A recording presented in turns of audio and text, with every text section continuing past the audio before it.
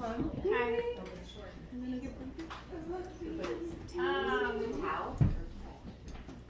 Oh, sorry. We're trying to figure out how to say Is her there name. talking in the back of the I'm room? sorry.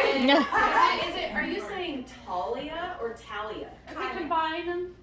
Just kind of rub like Say Taliyah. Taliyah. Okay. Say the name like Natalia. Natalia. Okay. And Like just say Taliyah. Taliyah. Taliyah. Yeah. But sometimes Taliyah comes out. Thank you. Got it. But we'll also probably call her Tally. Tally. Oh, that's So, yeah. Okay. Okay. So, do I need to? Eyes on me. Yeah. Okay. So we moved to Kansas City 5 years ago. Almost 5 years ago this Thanksgiving, but we started the adoption process over 9 years ago. I think adoption's been on our hearts before we even got married. We were just engaged discussing how we wanted to grow our family. Adoption was just always a part of how we wanted to grow our family. I was praying through it and trying to think of just like the specific kind of solid moments that the Lord led us through. And when I was pregnant with Whitaker, Whitaker's our second, Whitaker and Nana. Just a very fleeting, quick whisper of, you're going to have another boy after this, and then you're going to adopt, in my head. And Whitaker's pregnancy did not end very well. I got very sick, liver failure, all the things. And we were told, you should not have any more babies. It would be very bad, very dangerous if you had any more babies. And so I thought, well, maybe I just made that up in my head. Like maybe I just made up that thought in my head. But we kind of took that as, well, maybe we should start adoption then.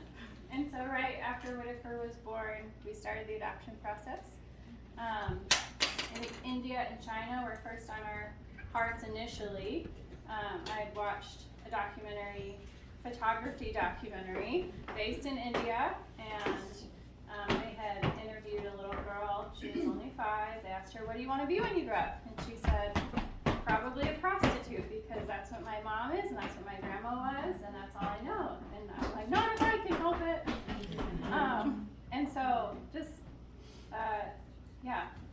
child trafficking and things were kind of one of our main pursuits for international adoption. It's a problem everywhere, but India and China were both closed to us at the time, so we decided to go with an agency that we trusted, and Bulgaria was on there. We researched Bulgaria and Eastern European issues with trafficking, and we met all the qualifications, so we signed up, and we updated our home city year after year, moved to China, couldn't get anything notarized, so we put it on hold. Moved back to the States, and we were unemployed for 9 months, and you have to prove that you can provide for the child, so we put things on hold a second time. And then COVID happened in 2020, but our hold was coming to an end, and we were advised to put it on hold again. But Bulgaria came back and said, no, you can't go on hold. A third time we'll remove your file from the program. And the Lord likes to just prove everyone wrong. So despite shelter in place and despite all of the lockdowns and slowdowns, we needed proof of just a really specific document. We needed it. And you couldn't get it if a social worker couldn't come to your house. And a social worker couldn't come to your house during shelter in place. All that to say, we had exactly what we needed the day of and the week of, just before things expired. And so, the Lord was kind to prove, like, yes, keep going. It was just confirmation, keep going. And I think another thing that brought me a lot of peace in that was we were leaving China, and my translator had been having these dreams of her future husband, and she told me, I think I met my future husband today. And in my heart, I'm like, whoa. Oh, like, let's not get carried away here. And I didn't say that. She was still talking, and she was talking, and after I had that thought, immediately in my mind, the passage, blessed is she who believes that what the Lord has said to her will come to pass, came to mind, and then immediately after that was just like a conviction of, you didn't trust me, like you were afraid. Had Amen.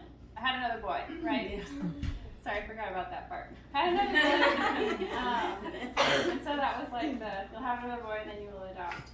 Like you didn't trust me. Like I told you were gonna have another boy and then you were gonna adopt. Like, and so ever since like kind of that moment, that interaction, it's just like, okay, whether it's a year from now or 10 years from now, we're gonna adopt. And so the Lord's given me a lot of peace about that. We updated last fall, and we were just really weary at that point of, it's just a lot to update your home study, keep in the program, financially too, it's just a lot. And I told Tad, I don't think that I want to update again. Like I think we need to move to a different program away from Bulgaria, maybe do a domestic adoption. Like we still need to adopt, but but I think that the Lord is just preparing our hearts for you're not going to have to. Yeah, you're not going to have to at all.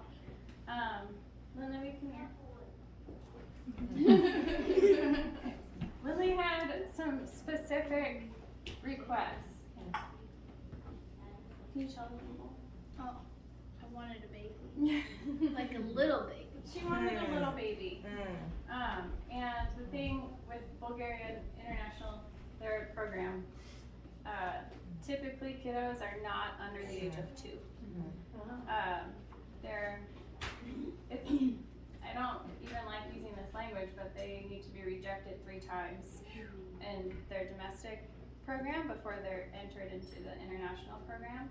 And so it's almost, very unlikely unless there are severe medical needs to have. I was told that and I didn't listen because I wanted a baby. And she's just like, no, I want a baby. And I got a baby. And she got a baby. Yeah. So just even that is kind of miraculous. Another prayer that I've had. Sorry, there's 9 years of story, so this is long. Another prayer that I had just was very basic. Like, Lord, I just want to have the feeling of, wow, I thought our family was so awesome before, but now it's like I didn't imagine it could be so much better now that you're here. And so I already sense that she's really great. She's very spicy. She's got a big personality and big emotions, and she's just the most precious little thing ever. And thank you for listening. In regard to just her care, the Lord has answered every single prayer request. I pray she would not be in an orphanage.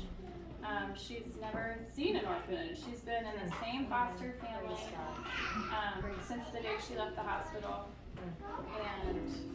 And then I started to pray, like, Lord, would they be believers? Like, could they be believers?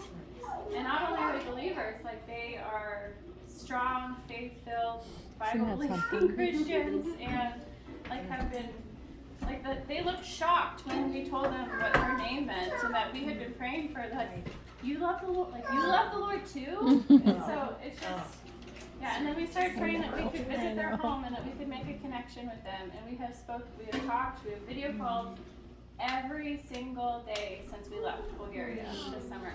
Every day. So, the Lord has been really kind, and I can't expect anything else but to continue to receive His kindness. So, Amen. Yeah. I'm sure there will be some sleepless nights, but that's fine. So thank you guys for being a part of blessing us and praying for us and